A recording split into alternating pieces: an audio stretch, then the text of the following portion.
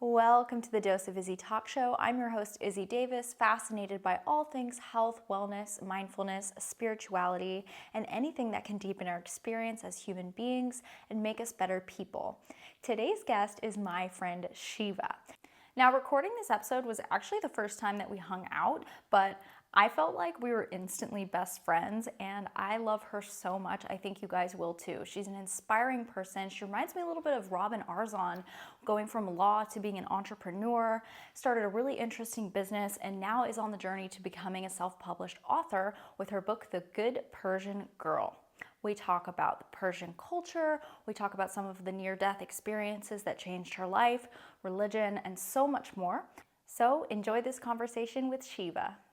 I have so many questions about the tiny home, but we're recording now, so I'm just gonna take a seat in your adorable little. I will take my shoes off, make myself comfortable. I'll take my shoes off too, make it cute. I love this mirror. Just friends. Where did chatting. you get that? I thrifted it. Yeah, I thrift a lot of things too. This one spoke to me. It would speak to me. It's speaking to you right now? It's speaking to me right now. I This wonder. is the vibe I'm going for in my office. Aww. I have like some bright colors and then some golds and some metallic accents. Yeah.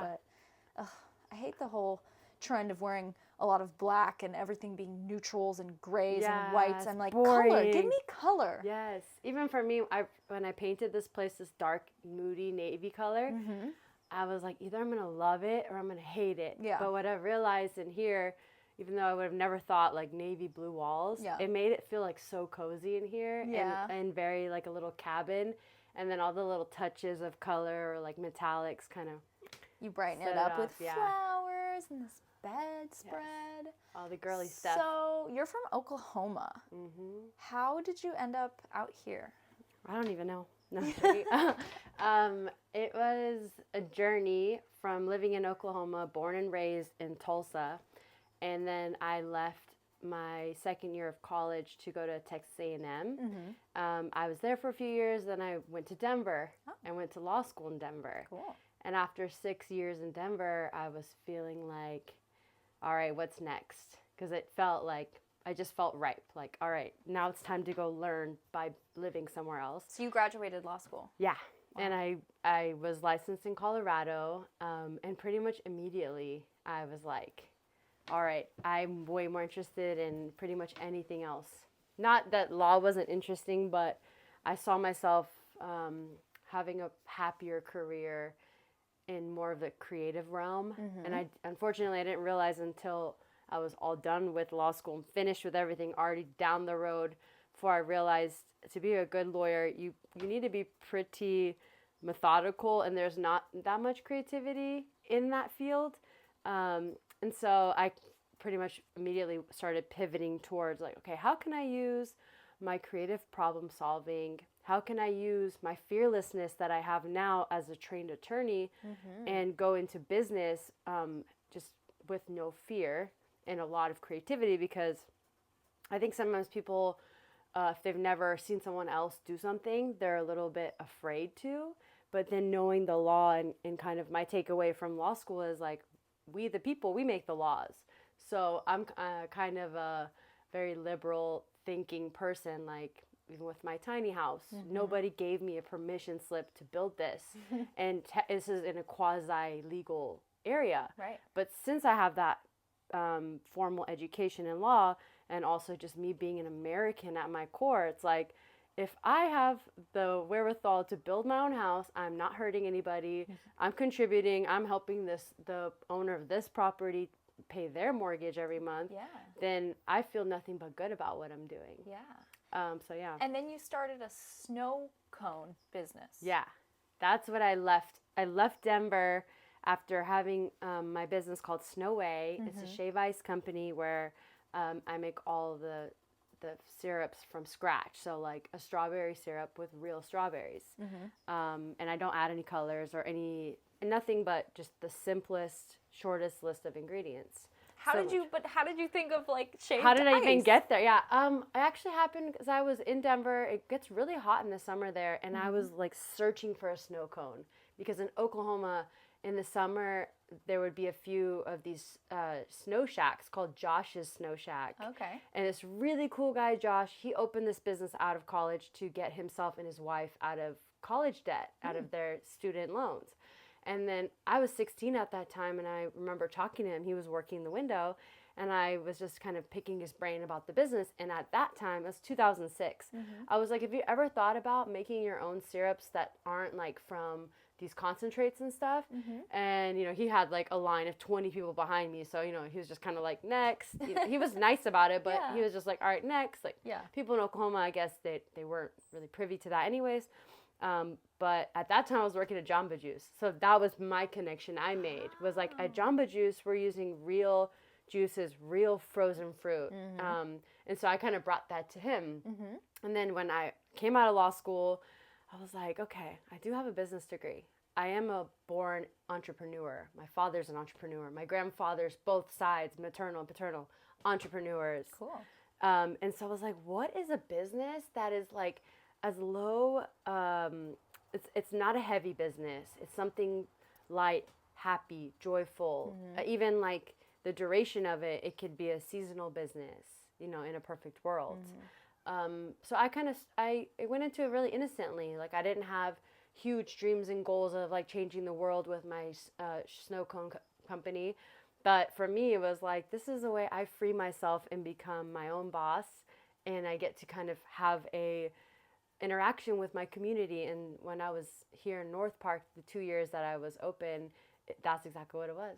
But how did you choose San Diego? So I was already open in Denver, and I came and visited with my ex-partner. You opened the snow cone shack in Denver. Yeah. Okay, gotcha. And then when I came and visited on my off season, I wasn't open in Denver at that time. My partner, he was born and raised here, and I was like, well, like this is literally, San Diego is the perfect place for this business. Yeah. And so within like 6 months of that, I packed it up, and it was a mobile kiosk. Wow. Not you had to that drive different. It. Yeah, I had it shipped 1,000 shipped. miles. Yeah. Okay. And no, it was. It doesn't drive. I don't know what. Well, it doesn't have a motor, but most you could have do. put it on a truck and driven. Yeah, it, yeah. My dad is a berserker. He was trying to instruct me on how to do that. And I was like, you know, Dad, there's a lot of things I do myself, but this is one of them I'm going to give to somebody else to do. Yeah. Because I can barely, you know, just driving my car is pretty, like. It's enough for good me. Good enough for me. Especially, like, across from Colorado through the mountains and all that.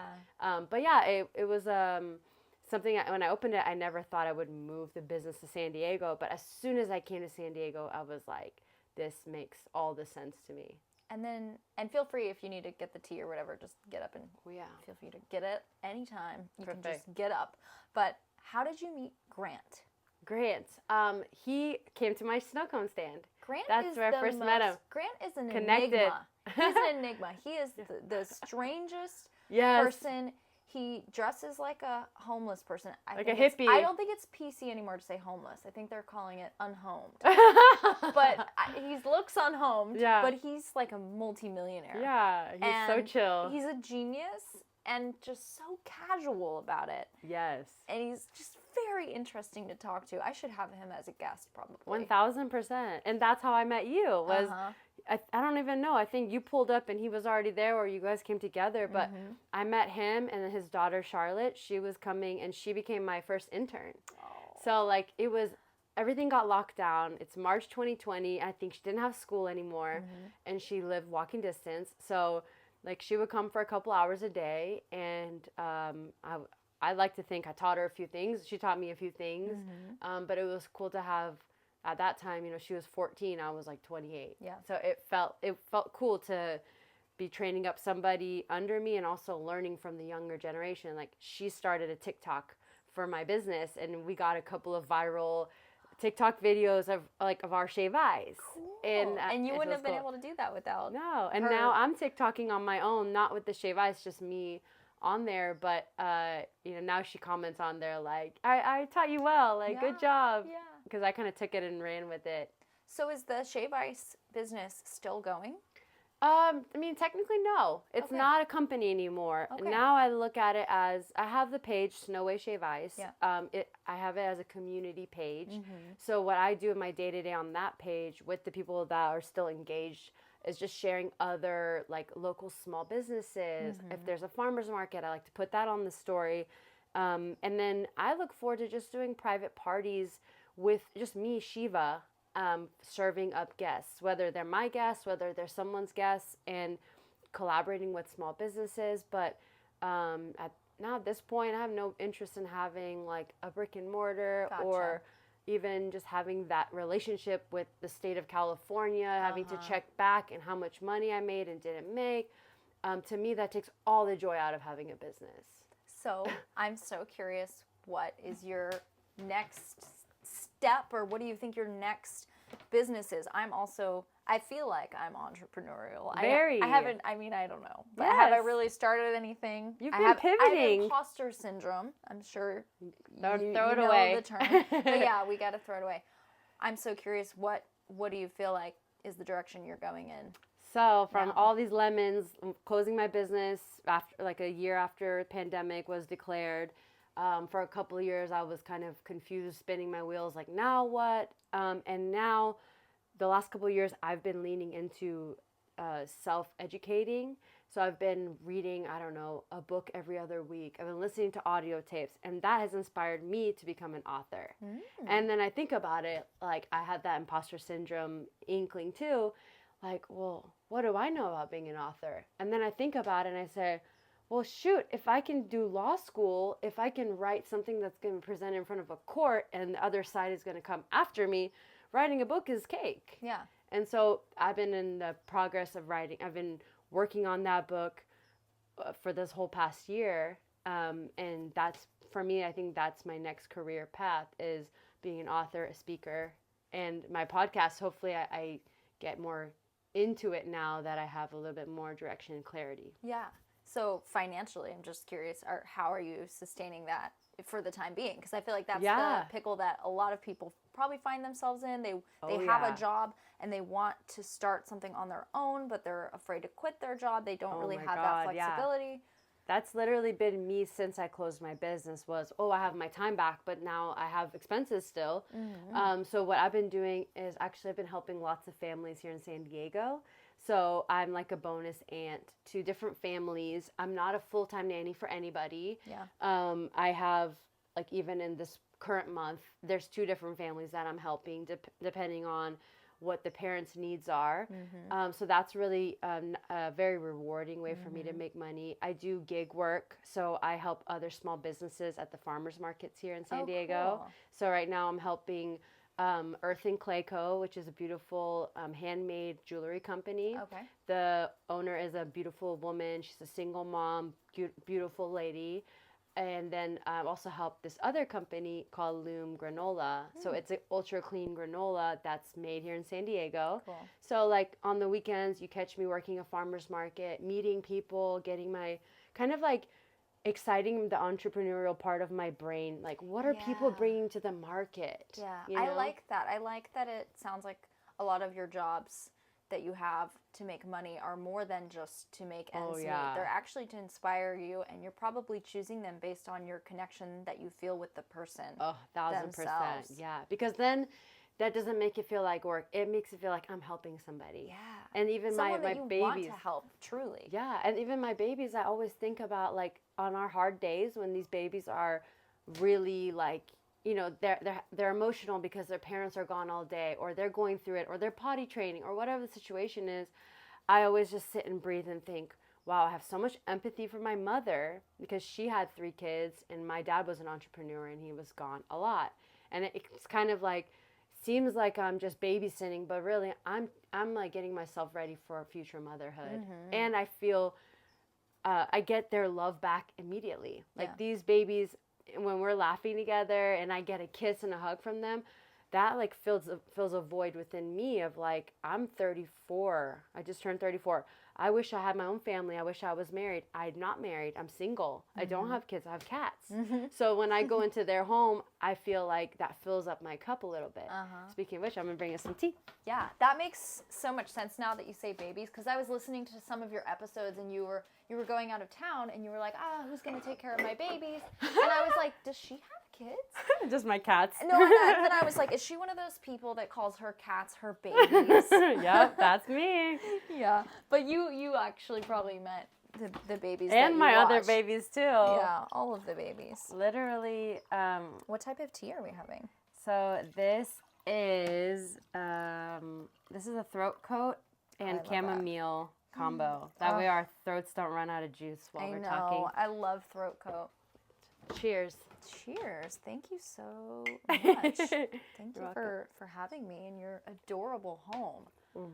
So how does it work? I dated a guy, my first boyfriend. We ended up breaking up because we were going in totally different directions, but he wanted to be a minimalist. He also wanted to be polyamorous. Okay. He did That's always a no for me too. he did none of these things while we were dating, but the fact that he wanted to go in that direction, I respectfully was like, I'm not the one for you then. Yeah. But even the minimalist thing, he ended up moving to Central or South America and living off of a plot of land and finding a beautiful woman there and having a child with her. But he lives an extremely minimalist, off-the-grid lifestyle. Whoa.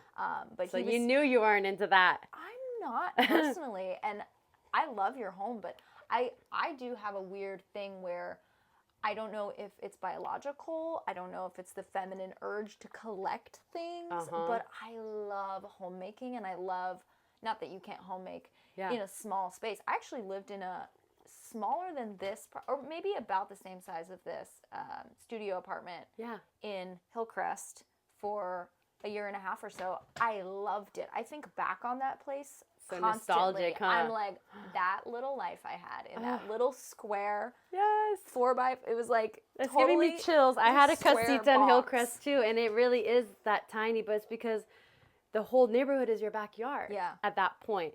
So for me, I never really thought of myself as a minimalist. In high school, my bedroom was like the size of my tiny house. I had a big walk-in closet full of clothes, and then through the years, and even just since I've been in San Diego, I found myself moving every 6 months or so. Like whether something out of my control happened, I just found myself every 6 months moving. And through that, every time I was selling things, and part of how I paid for the tiny house was by selling. I've sold over 800 things on OfferUp. I love OfferUp. So yeah, OfferUp is so gangster. I furnish everything with OfferUp or Facebook Marketplace, and then thrifting. Between those three things, I just don't like to buy new things. Yeah, because it doesn't have character. That's my thing. I like things with character. Like this thing that I'm sitting on is thrifted. I don't even know what it's called. It just needed something to step up in, and I have this is my dresser too. I love it. But basically, I found myself, I kept moving, and I kept saying, damn, this box, I've moved it 3 times. I've never opened it. And slowly but surely, I started kind of like recognizing, all right, what is behind this? My mom had a 2-story house full of stuff, you know? And through kind of just self-study, I was like, okay, which things in this house are actually bringing me joy and providing some utility to me, and what is a pain in my neck? Because what is it that I have to keep moving 1,000 times that I'm not using, that I feel for some reason that I need it? Yes. And then this tiny house, it just like you said, I've lived in multiple studios, and this is a studio that I designed myself. Like I have a full-size bathtub. No one's ever used it but me. No one's lived in this place but me. So I knew I could do it because of that. And then I never had a desire to live in like an RV park or something.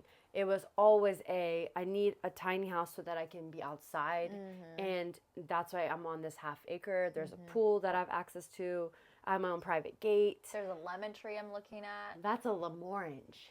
A what now? Yeah, I know. It's the first time I've ever heard of it too. It's a cross between a lemon and an orange. You'll have to pick a few on your way out. I would love to. Very what good. would you use it in? I just put it in water. I put it in anything like ceviche and whatever you like, but it tastes like a lemon. It almost tastes like a lemon orange candy. Like it has the smell of it is like it doesn't even smell like something that's naturally occurring. Oh, because interesting. it's so cool. Like I don't know.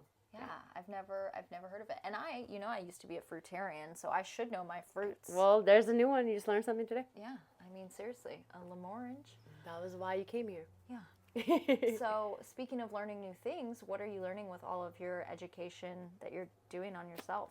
What kind of books are you reading? What kind of work are you doing? All the self-help, all nonfiction. That's also the area I'm writing in. And it's all like, I look at it as like, okay, I went at age 24 is when I graduated law school. Yeah. And then I thought, okay, like that's the peak. And then now I'm realizing 10 years after that graduation date that I learned a lot about that technical field, but I knew very little about nutrition. I knew very little about pretty much everything else. So in my self-education period, I look at myself as a lifelong learner. Now I really identify with that. But now that I'm not being given things to read that's a requirement, I'm finally actually like, I go to the library. The Escondido Library is amazing. And like, I'll rent a few books on audio. Yeah. And I've been really drawn to like listening to autobiographies. So like, I listened to the Will Smith one. I just finished the Jada Pinkett Smith one. I listened to Matthew Perry. I listened to like a million really inspirational people, Matthew McConaughey. And I'm realizing like through all that studying of other people, through listening to their words, their account of their life, the progression, their pitfalls, I realize we're all the same. Yeah. Even these highly famous people, they bleed just like me. They have, issues from whatever shortcomings their parents might have had, whatever they were, whatever environment they were born into and raised in, that's going to determine a lot of things. So for me, it got me out of my victim mentality that I had that I didn't realize I had. Yeah. The language I didn't even have until listening to podcasts, like Almost 30. She talks, like the chicks on Almost 30, Krista and Lindsay, they talk about like the motherhood wound, kind of like the dynamics that you can have between mother and daughter or anybody and their mother. And then I even listen to people talk about their dynamic with their father or with their siblings. And I immediately, the things that are relevant for me, like from my own life, come to the surface. Yeah. And then I'm able to like alchemize that. Like, okay, even as I'm writing a book, I'm getting some negative feedback from the people that are closest to me. You are? Yes, just Oh, very really? hypercritical, or like I'll send something that's a very rough thing just to gauge, like let's get a temper gauge on like, how is this sounding to people, and then like I only get positivity from people like my chosen family, my friends, the people that champion me and love me to my bones. Right. But people like my father or my friends that I grew up with, that you can almost say were like my cousins growing up, they're the ones that are like, what do you mean poverty conscious? You didn't grow up poor. And I'm like, I never said I grew up in poverty. It's poverty consciousness. There's a difference. And then I'm explaining, and then they're still defensive, because they're like, my father especially, love him. He doesn't want to feel like he let me down in any way or form. I was going to ask if your parents, defend themselves. Oh yeah, they do. Like, we gave you a great life. What happened? But it's like, it's not all about the things you gave. Yeah. And you're like, I'm not saying you were a bad mom, just saying this is what shaped me. Yeah, this is why. And it's actually a good thing, but they get really stuck. Yeah. Their ego gets They're so really defensive stuck. about it. But literally just last night, I got to talk to my dad after sending him the same 6-minute memo I sent you. And he was like asking me, is this a fiction or a nonfiction book? And I was like, okay, I was just thinking like, where's he going with this? And I said, nonfiction, this is a self-help book. And then he's like, well, then when you speak about poverty, he's like, I was always a very generous father and this and that, and we had this and that, but like, I love him, but respectfully, I grew up, living in different apartments. Even though my dad wasn't a business owner wearing a suit every day, he would share with me when he wasn't sure if he was going to have rent. That's not really great for a 12-year-old psyche to be thinking, oh, my dad, who's supposed to be the head of this house, he's panicking. Yeah. Okay, so then me as a 12-year-old who doesn't understand the world works, Total panic. what the hell does that do to me? Yeah. But he doesn't see it because he's still living in that exact same reality. His hasn't changed. I just remove myself from the treadmill of like trying to do something and not changing my methods. Like, if you want a different outcome, you got to tweak something. You're just going to get the same thing over and over again. And I learned that from observing my parents, observing people even in my profession. A lot of people I graduated law school with, they're all messaging me like, oh, like I'm the one that freed myself from the cage, you know? And I tell people, I'm like, look, no one's keeping you in that. You don't owe it to your parents. Yeah. You only get this one life that I'm aware of. You only get today, one day at a time. So I'm the little rebel. I'm telling people, free yourself. And you're Persian, correct? You mentioned that in the beginning of the book. Yeah. What is the best kept Persian secrets? Just like food, beauty. Literally all of it. So the Persian, like, what is super Persian is like the mom, the Persian housewife, the heart of the home. Like your average Persian mom, you know, before this, you know, industrial revolution and coming to America and blah, blah, blah.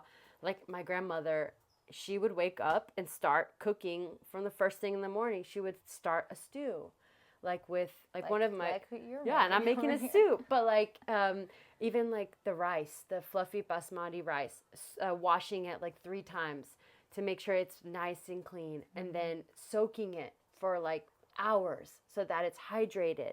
And then when you steam it, they like take it out, rinse it like an al dente pasta, and then double steam it with a crispy rice bottom where they'll put like thinly sliced potatoes on the bottom or bread. And then it's like, basically Persian cuisine is like an event. Yeah. And sounds very elaborate. That is what I look forward to doing when I'm somebody's wife and I have my kids and I have hopefully my parents or, you know, just family and friends around. To take care of. Yeah, and just like that's what makes it worth all the effort. Yeah. Like you don't do that just for one person. I'm learning that. Do you have siblings?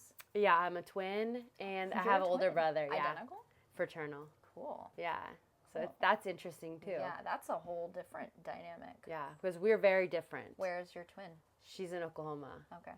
So she moved back home, and she's actually a nurse. She's studying to be a nurse practitioner. Cool. Yeah. So we've always been very, like even in our baby pictures, you look at us, our temperaments are different. Our facial features are different. The things that we gravitate towards and like are different. Like she's like bubblegum pink, lip gloss and heels. Yeah. And I'm like kind of a tomboy. The more natural, the more barefoot, no makeup. I don't like to, I just try to like roll with what God gave me and try to polish it up. Like that's kind of my MO. That being said, do you believe in a God or the God or? I believe in a creator. Yeah. Growing up, I believe like there's a higher power, but I wasn't sure.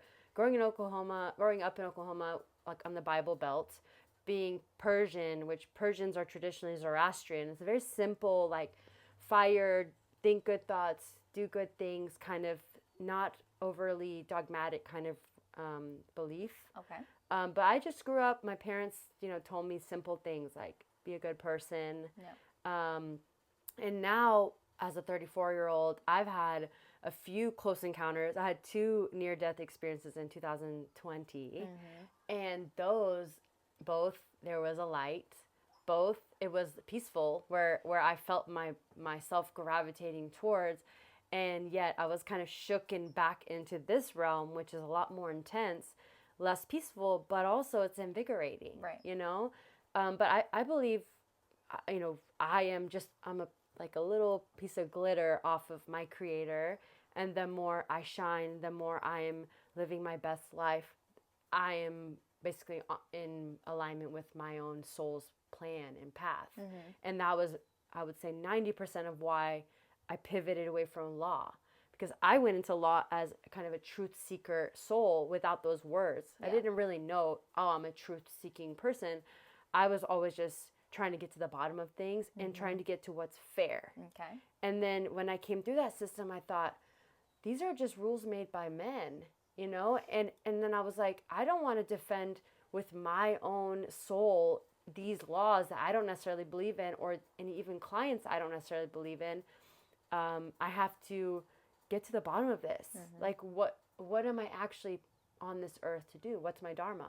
So what is it? My dharma is to actually help people. When I was a little girl, I wanted to be a lawyer to help people. Wow. Then I realized if someone's in the legal system, I could just give me chills. I'm like, God bless you, because it's just like getting infected with a disease. Ugh. You know, I want to be a preventative helper of people. I want to talk to people about the fundamentals, not what are your assets? What's your asset column like? Are you educated? Where'd you go to school? I want to talk to people about, are you happy? What are your relationships like? Like I talk to moms all the time. They feel like they're coming short on different things. I like to speak to them heart to heart and say, look, I know a lot of moms. They all feel that way. You know, I like to kind of bring light to the truth of things, which is all of us are way more similar than we are different. And if we can lean in and stop trying to find something to fight about, we can actually help each other. And I've had to kind of, like, to some people, my nonlinear path is very confusing. And for me, I'm just along for the ride. By nonlinear, let me just clarify, you mean that you feel like you should be married at this point and you're living in this tiny home? Is that what you mean by it's like a lot of things, or like that you quit, or you quit the law just the fact field? that I keep changing my areas of interest. For me, I didn't know even a couple years ago that I would say that I would be telling you I'm in the process of becoming an author. I never thought that I would want to be a motivational speaker, but it was basically people helped me through that method. And then I thought, oh my God, when I went to law school, I wanted to first be very educated and disciplined and researching and figuring, like, I don't know the answer to X, Y, and Z, but I'm going to use my brain that God gave me. I'm going to figure it out. And that's what got me through law school. And then now, as an entrepreneur and an aspiring author, I'm using the same toolkit. All right, I don't know the answer. I don't know the ins and outs of publishing. I don't know when I put this book out, I don't know if it's going to sell 1 copy, 10 copies, 1,000,000 copies. But for me, if I help one person, that's my mission. Yeah. And would you even say that you feel accomplished or fulfilled right now, even if you never finished the book, or even if you never did anything more with, what if things just stay the way they are and you kept just talking to people, meeting people, and healing people through your everyday interactions? Would that be fulfilling to you? Yeah, I think that'd be good enough. I mean, sad to say, but you know, the older version of myself, I think I was like, I'm highly intelligent. I should have a nice life. I should have blah, blah, X, Y, and Z.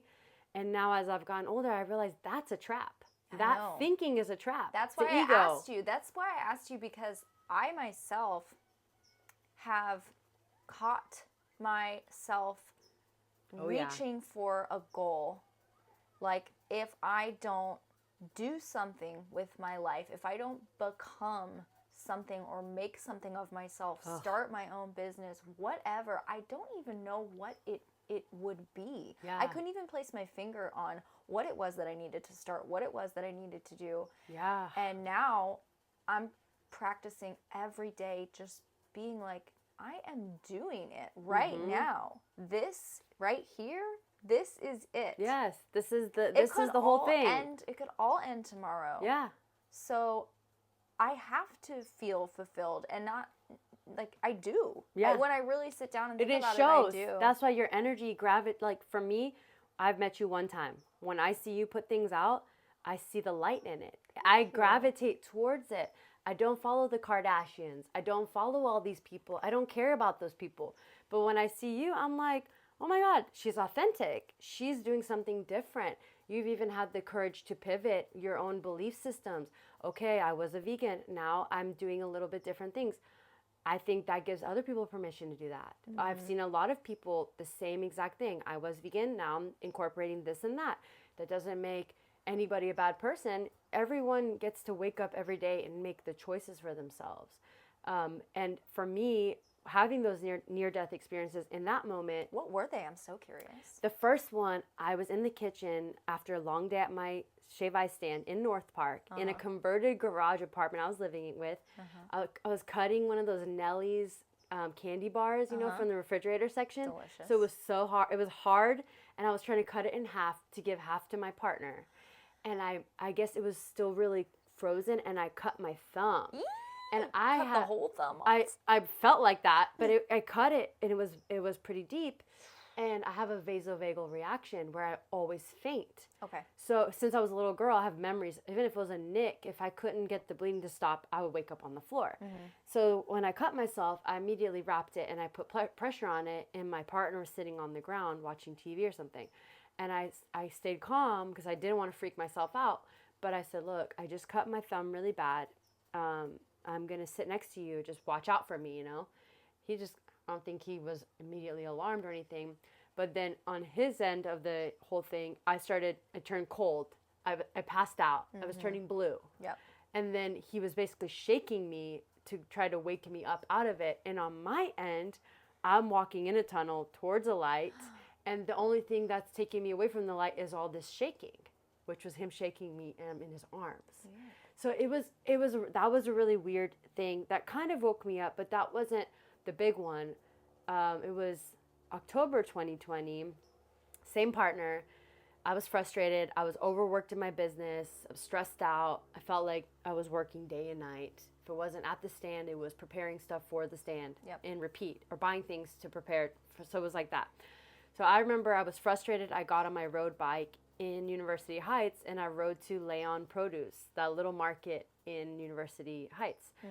And I got 3 pomegranates, didn't bring a tote bag, didn't have a basket on my bike. It was one of those like road bikes with a thin tire and the handbrakes.